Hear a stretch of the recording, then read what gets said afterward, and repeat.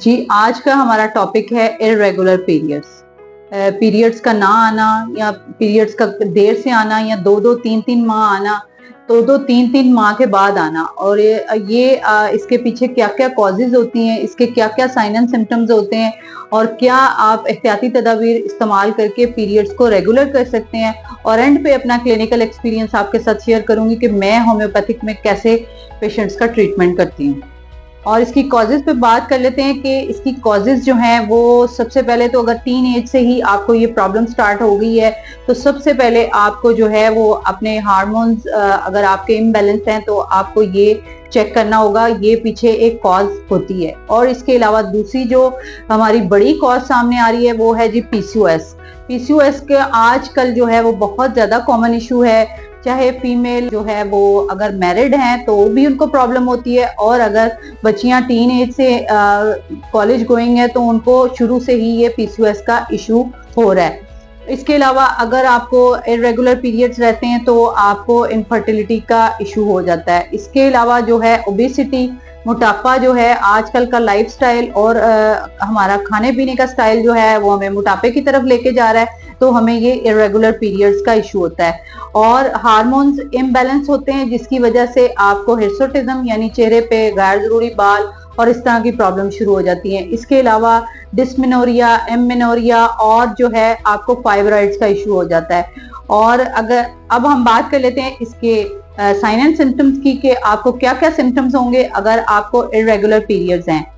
सबसे पहले तो जो है इरेगुलर पीरियड्स अगर नॉर्मल तरीके से एक फीमेल को स्टार्ट हुए हैं और फिर उसके बाद आप वेट कर रहे हैं कि 2 से 3 माह गुजर गए हैं तो अगर पीरियड्स नहीं आए तो आपको इतना परेशान होने की जरूरत नहीं, क्योंकि ये साइकिल डिस्टर्ब आपका हुआ है, अभी सेट हो जाएगा। जब अगर आप देखें कि 5 to 6 मंथ या साल से भी ज्यादा हो गया तो फिर ये आपकी कोई अंदर आपको मेडिकल कंडीशन हो रही है जिसकी वजह से आपके पीरियड्स इरेगुलर हो रहे हैं। और अगर कोई फीमेल मैरिड है तो उसको ये इरेगुलर पीरियड्स हो रहे हैं कि 2 से 3 माह हो गए हैं उसको पीरियड्स नहीं आ रहे, तो उसको अपने करीबी डॉक्टर से जरूर मशवरा करना चाहिए कि ये क्यों इस तरह आपको प्रॉब्लम हो रही है। और अगर आपका वजन बढ़ रहा है और आपको खून की कमी है या आपके बाल बहुत ज्यादा गिर रहे हैं या किसी भी कंडीशन से आपका वजन बहुत ज्यादा कम हो रहा है तो भी आपको इन प्रॉब्लम्स के बारे में सोचना चाहिए कि पीछे ये आपको ये सिम्टम्स हो रहे हैं, तो आपको जरूर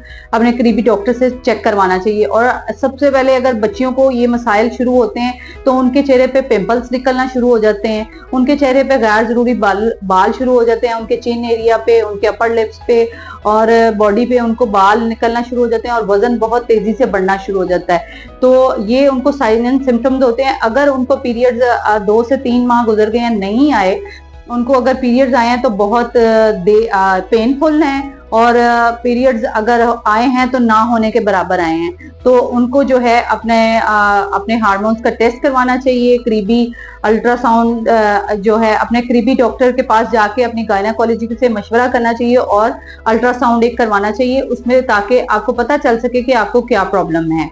तो अब बात कर लेते हैं हम इसकी एहतियाती तदाबीर पे कि इसकी क्या क्या एहतियात होनी चाहिए। सबसे पहले तो आपको अपने लाइफस्टाइल पे जो है फोकस करना चाहिए।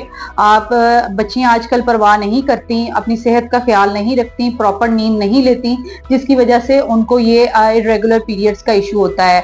बहुत ज्यादा जंक फूड और स्पाइसी फूड का इस्तेमाल, जिससे उनको ये इरेगुलर पीरियड्स होते हैं और इमेनोरिया और डिस्मेनोरिया का इशू होता है। अगर वो प्रॉपर 7 से 8 घंटे की नींद लें और अपना जो खाने पीने का लाइफस्टाइल है उसको चेंज करें, उसमें स्पाइसी फूड, जंक फूड और कोल्ड ड्रिंक्स का कम से कम बल्कि ना होने के बराबर इस्तेमाल करें तो उनको बहुत ज्यादा फायदा होगा। और वो जो है अगर वो बहुत ज्यादा मीठे का यानी बेकरी आइटम्स का भी इस्तेमाल करती हैं या बहुत ज्यादा वो फूडी हैं और बार बार उनको ये तलब होती है कि मैं मीठी चीजें खाऊं, तो मीठे का भी इस्तेमाल कम करना चाहिए।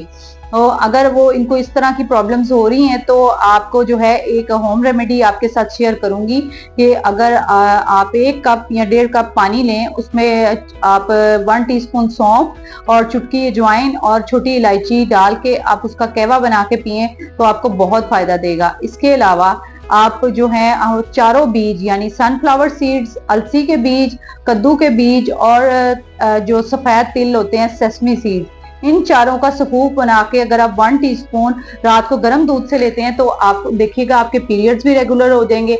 आपकी अगर इम्यूनिटी कम है या आपके हार्मोन्स इम्बैलेंस है तो आपको बहुत ज्यादा फायदा होगा।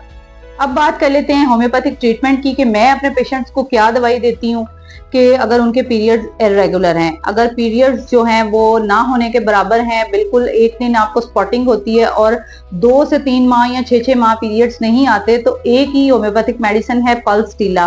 30 या 200 में आप जो है 5 ड्रॉप्स 3 टाइम्स अ डे और अशोका क्यू मदर टिंक्चर, ये पीरियड्स की और हार्मोन्स की और फीमेल की बहुत ही कमाल की मेडिसिन है, जिसके इस्तेमाल करने से आपको बहुत ज्यादा फायदा होगा और आपके पीरियड्स जो है वो रेगुलर हो जाएंगे। आज के लिए इतना ही। नेक्स्ट वीडियो में नेक्स्ट टॉपिक के साथ फिर मिलेंगे। जज़ाकल्लाह।